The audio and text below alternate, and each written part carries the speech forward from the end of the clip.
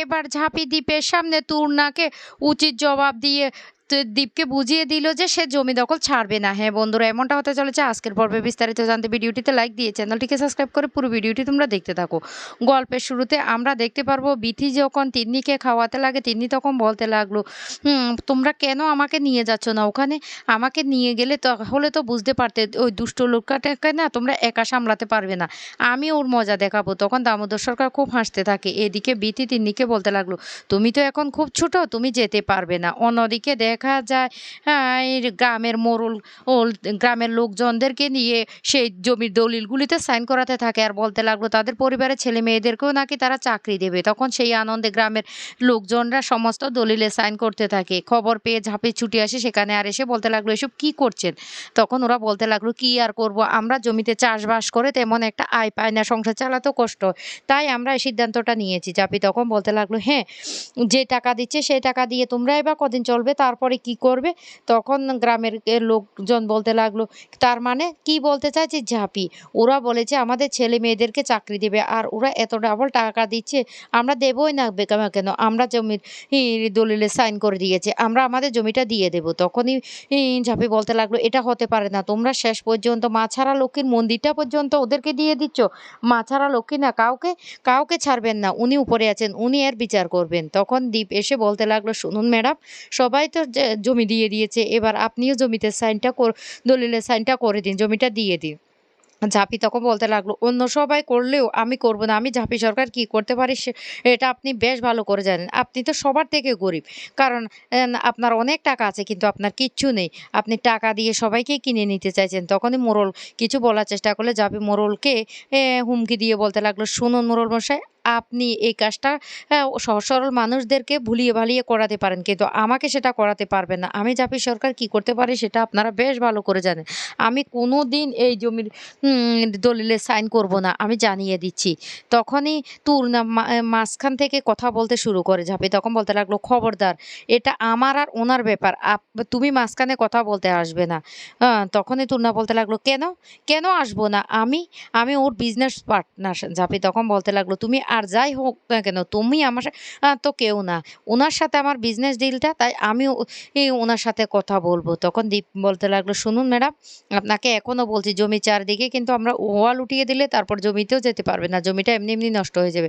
ভালো ভালো বলছি, আপনি সাইনটা করে দিন। ঝাঁপি তখন বলতে লাগলো, না, আমি কোনো সাইন করব না। এই বলে ঝাঁপি সেখানে থাকা জমির দলিল হাতে নিয়ে ওটা ছিঁড়ে উৎসব রায় চৌধুরীর মুখে ছুঁড়ে মারে আর বলতে লাগলো, আর যাই কিছু করুন না কেন, আমি আমি এই যে জমির দলিলে কোনোদিন সাইন করব না। তুন্না তখন বলতে লাগলো, আমরা তো এই জমির ওখানে আমাদের প্রজেক্টটা বানিয়ে ছাড়বো।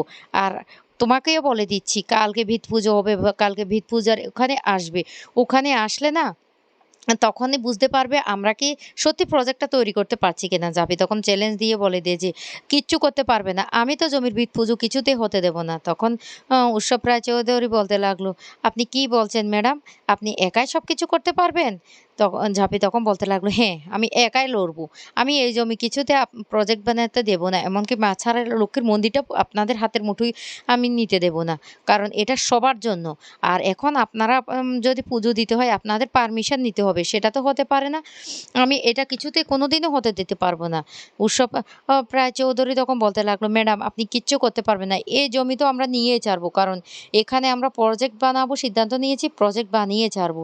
ঝাঁপি তখন প্রচণ্ড রেগে সেখানে সমস্ত জিনিস যে দলিলগুলি ছিল সবগুলো ছুঁড়ে ফেলে দিয়ে বলতে লাগলো, আমিও আপনার সাথে চ্যালেঞ্জ নিয়ে বলছি, আমি এই জমিতে কিছুতে প্রজেক্ট করতে দেব না, আমি আপনাকে বলে দিলাম, আপনি আমার কিচ্ছু করতে পারবেন না, আপনি এখনও ঝাঁপি সরকারকে চিনেন না, বুঝতে পারছেন? এই বলে ঝাঁপি সেখান থেকে চলে যায়। তখন উৎসব বলতে লাগলো, মেয়েটা আমার সাথে চ্যালেঞ্জ নিল, দেখা যাক, আমি সেটা করবই। এদিকে তুর্না তখন বলতে লাগলো, দেখিতে উৎসব, ও আমাকে কিভাবে অপমান করছে তোমার সামনে, ও কি পারে আমাকে এভাবে অপমান করতে? উৎসব তখন বলতে লাগলো, ও এখন এত সব কিছু বলার দরকার নেই, আমাদেরকে বাড়ি যেতে হবে, কালকে তো আবার ভিত পুজো দিতে হবে। তখন টুন্না বলতে লাগলো, "একদম ঠিক কথা বলেছে। চলো বাড়িতে চলে যাই। কালকের আমাদের সমস্ত আয়োজন তো আবার করতে হবে।" এদিকে সেই মোড়ল বলতে লাগলো, "গ্রামবাসীরা তো সবাই সাইন করে দিয়েছে। এ নিয়ে আপনাদের আর চিন্তা করতে হবে না।" অন্যদিকে দেখা যায় সকালবেলা উৎসব যখন বাড়ি থেকে বেরোতে যাবে তখনই ই উ উৎসব রায়চৌধুরীর মা আর বোন বলতে লাগলো, "এই উৎসব আজকে কোথায় যাচ্ছিস? আজকে টুন্নার জন্মদিন। তুই আজকের দিনও বাড়ি থাকবি না?" উৎসব তখন বলতে লাগলো, "টুন্নার জন্মদিন হয়েছে? কি হয়েছে? কি হয়েছে? আমি আমার কাজ ফেলে টুনার জন্মদিন পালন করব?" তখনই টুনা বলতে লাগলো, "এসব কি বলছো উৎসব?" তখন উৎসব বলতে লাগলো, "মেয়েদের জন্য আমার যে কতটা হয়রানি হয়েছিল সেটা কি ভুলে গেছো? তাই আমি" এই বলতে টুনা তখন বলতে লাগলো, "তার মানে তুমি আমাদেরকে বাকি সব মেয়েদের সাথে গুলিয়ে ফেলছো? না, এটা হতে পারে না।" উম আ ত তখন বলতে লাগলো, "কেন? আমি তোমাকে আমার একজন কলিগ, এর থেকে বেশি কিছু মনে করি না।" তখন উৎসবের বাবা বলতে লাগলো, "ঠিক আছে বাবা, ঠিক আছে। মাঝে মধ্যে তো একটু এনজয়ও করতে হয়।" তখন ওসব বলতে লাগলো, "আমি আমার কাজে যাচ্ছি, সেখান থেকে একে ফিরে আসবো খুব তাড়াতাড়ি।" এই কথা বললে টুন্না তখন বলে উঠে, "ঠিক আছে উৎসব, যাও তুমি যাও। তুমি ফিরে আসলে তারপর না হয় আমি কেক কাটবো।" তারপরে টুন্না মনে মনে বলতে লাগলো, "তোমাকে পাওয়ার জন্য আমি অনেক কিছু করেছি। অনেকজনকে এই রাস্তা থেকে সরিয়েছি। যে সামনে এসেছে সবাইকে সরিয়েছি। এত কাঠখড় আমি এখানে এসেছি, আমি তো তোমাকে ছাড়বো না। তোমাকে আমি পাইয়ে ছাড়বো। তবে যাই কিছু করতে হয় আমি করে নেব। কিন্তু তোমাকে আমি ছাড়বো না। তুমি আমাকে যতই এভয়েড করো না কেন, তোমাকে কে আমি ধরেছি শক্ত করে, তোমাকে আমি কিছুতেই ছাড়বো না।" আর মনে মনে হাসতে থাকে। এদিকে উৎসব বলতে লাগলো, "আমার দেরি হয়ে যাচ্ছে, আমাকে এক্ষুনি বেরোতে হবে মা-বাবা। আমাকে আটকিও না।" তখন উৎসবের বাবা বলতে লাগলো, "ঠিক আছে, যা তুই তোর তরকারি কাজটা ছেড়ে কিন্তু তাড়াতাড়ি বাড়ি ফিরে আসবি।" উৎসব তখন বলতে লাগলো, "তুমি তো জানো আমি সবকিছুর আগে কাজকে প্রায়োরিটি দিই, তার থেকে বেশি না। তবে একটা ঝামেলা হয়ে গেছে। আমরা যে জায়গাটা কিনেছি সেখানে না ঝামেলা শুরু করে দিয়েছে।" তখন উৎসবের বাবা বলতে লাগলো, "কে ঝামেলা শুরু করে দিয়েছে?" উৎসব তখন বলতে লাগলো, "ওই মেয়েটা, ঐদিন ব্যাংকের লোনের ব্যাপারে যে মেয়েটা ঝামেলা করেছিল সেই মেয়েটা।" এইদিকে ঝাঁপিরা বাড়ি ফিরে আসে। ঝাঁপি বাড়ি ফিরে এসে দামোদর সরকারকে সবটা বললে দামোদর তখন বলতে লাগলো, "মা তুই একা কত লড়াই করবি? দরকার নেই, ছেড়ে দে। সবাই যদি দিয়ে দেয় আমিও দিয়ে দেব। এত ঝামেলা করার দরকার নেই।" তখনই তিন্নি বলে উঠে, "মা তুমি আমাকে নিয়ে যাও। ওই বদমাশ লোকটাকে না এবার আমি শায়েস্তা করব।"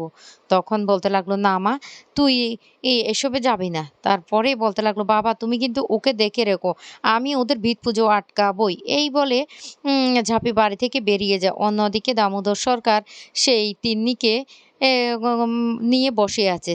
দামোদর সরকার তখন বলতে লাগলো, "না, না, তিন্নিকে আমার কাছছাড়া করলে চলবে না।" এদিকে তিন্নি জেদ ধরে বসে আছে। সে কিছুতে খেলবে না। সে বাইরের প্রকৃতি দেখবে। অন্যদিকে ভিত পুজো যখন দিতে যায় তখন সেখানে ঝাঁপিরা আ পৌঁছে যাওয়ার চেষ্টা করে। এইদিকে বাড়িতে এ সেই তিন্নিকে কিডন্যাপ করার জন্য অ সেই তুরনার লোকেরা পৌঁছে গেছে। কিন্তু জাপি সেটা জানত না।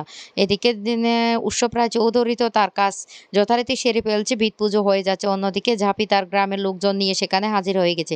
ওইদিকে দেখা যায় দামোদর সরকার যখন একটু ঘুমিয়ে পড়ে তখন তিন্নিকে লোকজন দিয়ে তুলিয়ে নিয়ে আসে সেই তুরনা। আর বলতে লাগলো, "ঝাঁপি সরকার এবার দেখি তুমি কোন দিকটা সামলাও।" তো বন্ধুরা সত্যিই কি ঝাঁপি এবার তিন্নিকে তুরনার হাত থেকে উদ্ধার করতে পারবে? সেটাই তোমরা দেখতে পারবে আগামী পর্বে।